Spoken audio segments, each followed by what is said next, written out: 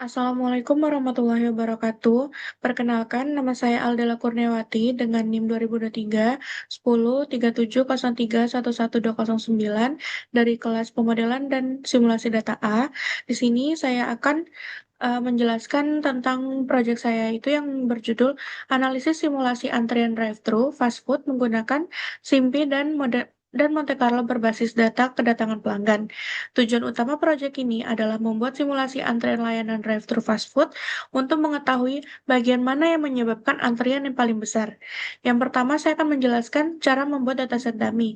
Di sini, dataset dummy dibuat untuk meniru kondisi antrian drive-thru secara realistis karena data operasional yang asli restoran biasanya sulit diperoleh. Maka, data simulasi dibuat menggunakan pendekatan probabilistik.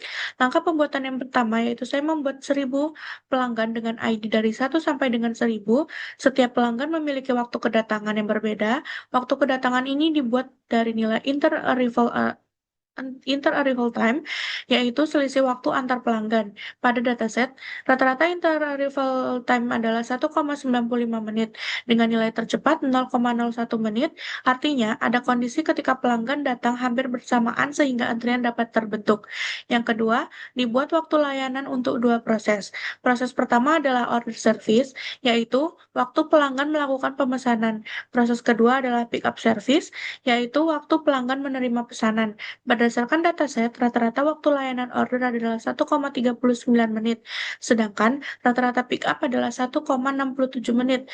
Nah, di sini dikarenakan pick up lebih lama daripada order, sejak awal pick up sudah terlihat berpotensi menjadi titik hambatan. Dan yang ketiga dibuat variabel order complexity untuk menunjukkan kerumitan pesanan. Pesanan sederhana memiliki waktu layanan yang lebih pendek, sehingga pesanan yang lebih kompleks membutuhkan waktu yang lebih lama. Dan yang keempat, di sini ada time period atau time period, yaitu dibuat dengan reguler dan peak, di mana reguler ini menunjukkan kondisi normal dan sedangkan peak itu menunjukkan kondisi ramai. Baik, selanjutnya adalah pada collab atau implementasi project saya. Yang pertama, di sini mengimport library yang dibutuhkan. Selanjutnya ada membaca dataset, yaitu menampilkan 5 dataset pertama, menyiapkan variabel hasil simulasi, proses pelanggan, data pelanggan, post order, dan pick up, total waiting, total waktu dalam sistem, dan kemudian disimpan hasilnya dalam proses kedatangan pelanggan. Membuat environment simulasi, menampilkan data awal. Di sini ada data awalnya, itu 5 data awal. Ada yang customer dengan ID 1, 2, 3, sampai dengan 5. Ada di sini arrival time, inter-arrival order, pick up service-nya, dan total time in system. Kemudian di sini ada visualisasi hasil simulasi dalam bentuk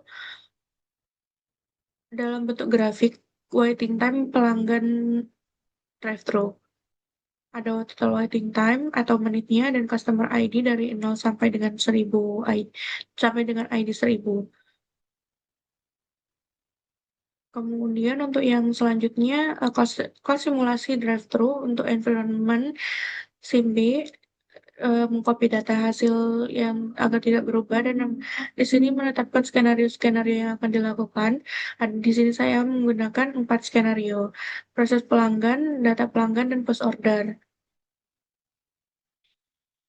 Nah, kemudian di sini menyimpan hasil skenario-nya. Yang pertama, di sini ada existing. Skenario existing di sini yaitu kondisi awal dengan satu order station atau satu pick up station. Nah, yang kedua ada mobile staff, di mana skenario kedua ini adalah yaitu untuk membantu staff pada proses order ketika antrian tinggi. Yang ketiga sendiri ada dua line. Skenario ketiga ada dua line, yaitu menambah kapasitas order menjadi 2 jalur. Dan yang keempat itu ada kompleksitas tinggi dan dua line. Plus dua line yaitu kondisi ketika order lebih kompleks, tetapi kapasitas order tetap 2 jalur. Nah, di sini hasil analisis skenario-nya sendiri pada existing arrival waiting time-nya ada 6,71, untuk mobil staff-nya 6,72, dua line-nya 6,45, dan high complexity plus dua line-nya itu sendiri ada 6,39. Untuk maximal waiting time ada 28,77 untuk existing, mobil staff-nya 28,77, sama dengan existing, dua line-nya ada 28,60, dan untuk high complexity plus dua line-nya ada 28,40. Nah, di sini sendiri ada visualisasinya menggunakan bar plot. Sama saja, tetapi ini menggunakan bar plotnya. Dan di sini ya gabungan hasil dari distribusi waiting time antar skenario yang time ada dua line, existing, eh, high complexity plus skenario dua line mobile dan ada mobile staff. Selanjutnya di sini ada iterasi menggunakan as- iterasi simulasi Monte Carlo dengan 1000 iterasi.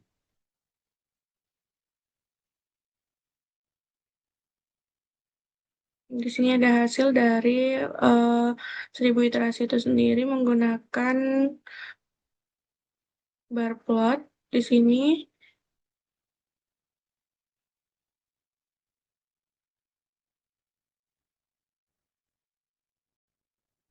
Nah, ini untuk hasil skenario existingnya. Skenario yang pertama ada di sini existing dari iterasi 1, 2, 3, 4, dan 5. Untuk arrival time-nya 0,34, yang kedua 0,39, ketiganya 0,36, keempat 0,59, yang kelima 0,49, dengan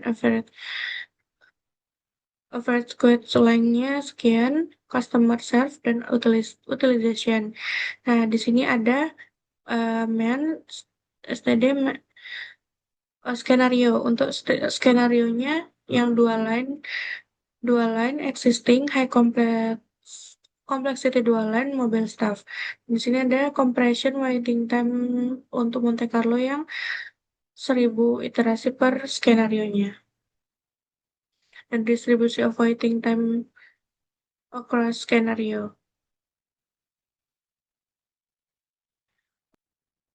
Baik, selanjutnya di sini saya akan menjelaskan pada bagian dashboard.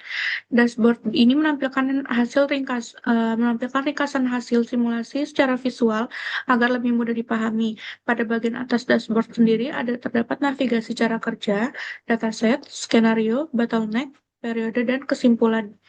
Pada bagian hero dashboard sendiri ditampilkan pesan utama, yaitu antrean drive-thru macet bukan di kasir order, tapi di jendela pick up.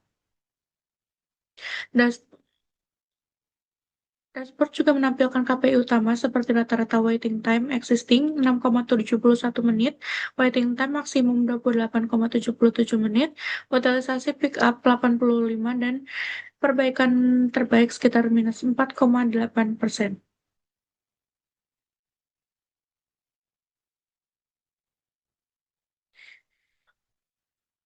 Selanjutnya ada KPI chart, menampilkan angka penting seperti rata-rata waiting time, maksimum waiting time, utilisasi pick up, dan skenario terbaik. Kemudian ada masuk pada menunjukkan alur pelanggan dari kedatangan, order station, pick up station, sampai keluar sistem. Penggunaan bisa Pengguna bisa memilih skenario seperti existing, mobile staff, dua line, hingga high complexity dua line. Selanjutnya ada kata karakteristik dataset. Karakteristik dataset sendiri di sini menampilkan komposisi data, yaitu 676 reguler dan 324 peak, serta statistik utama seperti inter inter arrival, inter inter arrival tercepat, rata-rata order service, dan rata-rata pick up service. Bagian selanjutnya perbandingan waiting time antar skenario atau skenario comparison. Menampilkan grafik rata-rata waiting time antar skenario. Dashboard menjelaskan bahwa dua line dan high complexity plus dua line memang menurunkan waiting time, tetapi penurunannya kecil, sekitar 4-5%.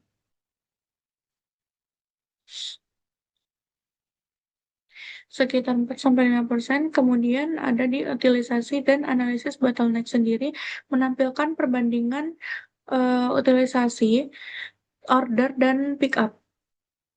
Di sini terlihat bahwa pick up tetap sekitar 85% di semua skenario, sedangkan order turun drastis saat dua line diterapkan. Selanjutnya adalah waktu tunggu regular versus peak. Di sini menampilkan perbandingan waiting time antara periode reguler dan peak, hasilnya relatif berdekatan. Sehingga label label peak pada dataset ini bukan satu-satunya faktor utama penyebab waiting time. Kesimpulannya sendiri menampilkan tiga kesimpulan utama, yaitu yang pertama pick up adalah akar masalah, yang kedua dua line hanya efektif di order, dan yang ketiga ada rekomendasi perbaikan harus difokuskan pada pick up. Jadi kesimpulan pada proyek saya kali ini yaitu kesimpulannya adalah bahwa sistem drive-thru existing memiliki rata-rata waiting time 6,71 menit dan maksimum waiting time sendiri ada di 28,77 menit. Skenario dua line mampu menurunkan rata-rata waiting time menjadi 6,45 menit, sedangkan high complexity plus dua line menjadi 6,39 menit. Namun, penurunan tersebut bukan penurunan tersebut tidak terlalu besar karena bottleneck utama tetap berada pada pickup station. Mungkin hanya itu yang dapat saya sampaikan, kurang lebihnya saya mohon maaf. Wassalamualaikum warahmatullahi wabarakatuh.